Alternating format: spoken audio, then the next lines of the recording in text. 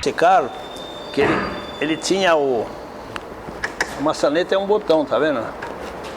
Você aperta o botão, a porta pula e você puxa. Era o único carro que saía com botão. Por dentro tem o botão aqui e o botão lá. É aquele redondinho ali, né? Ele ainda está em fase de acabamento, né?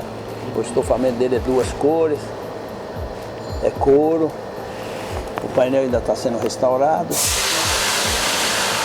Nossa, que relógio. Relógio enorme, né? Enorme. Eles usavam assim, uma coisa, eles faziam simétrico o painel. O rádio era uma tecla que você ia apertando e ele ia mudando.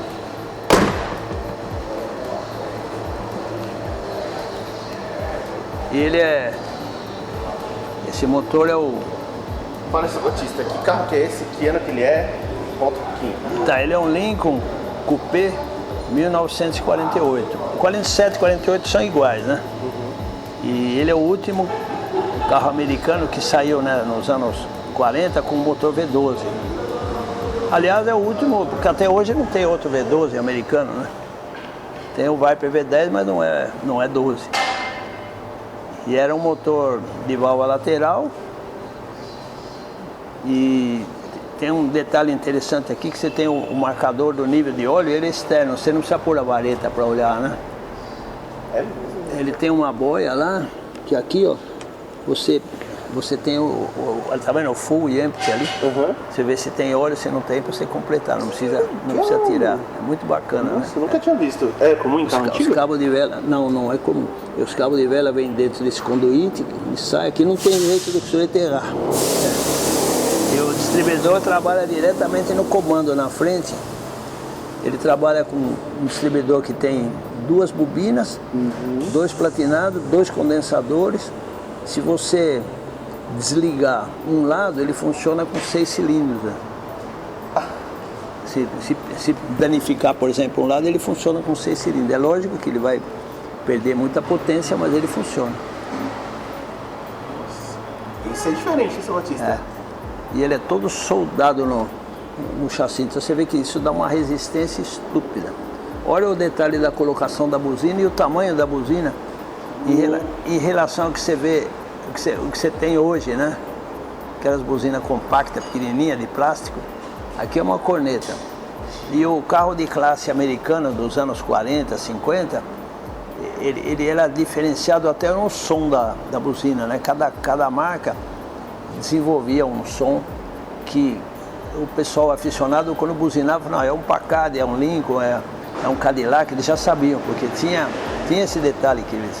Que legal. Esses carros dos anos 40 e anos 50 americanos tinham muita personalidade, porque ninguém copiava ninguém. Você olhava um carro, você já logo identificava. Ele era diferente. Ninguém ligava para aerodinâmica, ninguém ligava para copiar o que o outro fazia. Você olhava um carro, é um Nash, esse é um Nash, esse é um Ursa. Qualquer leigo percebia e conhecia o carro.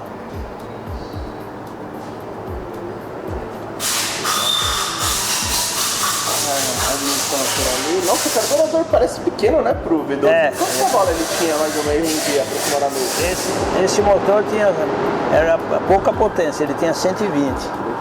Tinha 120 cavalos, ele tem overdrive, tem roda livre, né, elétrica, acionamento elétrico. Por ele ser um carro muito pesado, com motor que não é tão possante assim, ele tinha um diferencial bem reduzido. E para compensar isso, ele tinha o overdrive, que na estrada você ligava para ter uma velocidade maior, sem necessidade de colocar um motor muito grande. Né? Qual a cilindrada desse motor, Batista, mais ou menos? É 292. Não é tão grande. Não é. A Ford fez um de 150 cavalos só em 42. Depois ela descontinuou.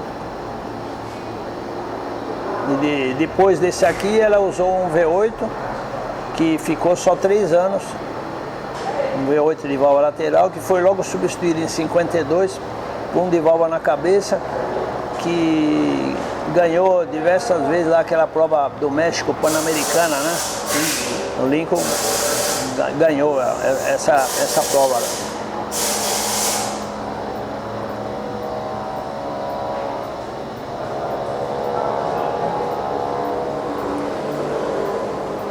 Esses carros eram muito pesados, eles passam às vezes de 2 toneladas, né? Então eu uso um elevador reforçado de 3,5 toneladas, porque eu fico com medo de levantar levantar num elevador comum, né? Que é para 2 toneladas aí, pouco. Tem 4? Não, são 3 torres. Ah, 3, é Três. verdade. Eu só uso para carro pesado, eu uso esse aqui. Eu tava, antes desse aqui, passou uma Cadillac Limousine, que foi do governo do estado de São Paulo, né? Dizem que foi de uso do Adhemar de Barros. Dessa Cadillac nós fizemos motor, fizemos suspensão. Hoje ela está fazendo a furnaria, depois vai voltar para terminar a tapeçaria. Quero ver esse carro, quero ver esse carro. Ele é bem longo, bem maior que esse aqui. É um carro interessante também.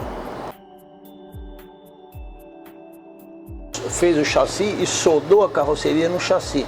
Então ele é um monobloco super reforçado, porque além de ter chassi, ele é soldado a carroceria é soldada nele. Então é um negócio super reforçado.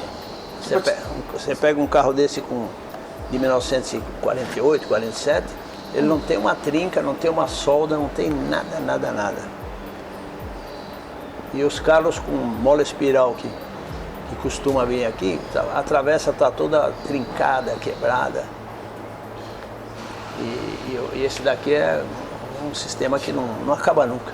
Bem diferente esse sistema Subatista de feixe de mola aqui na frente. Não, a Ford usava isso desde a época do modelo T, né?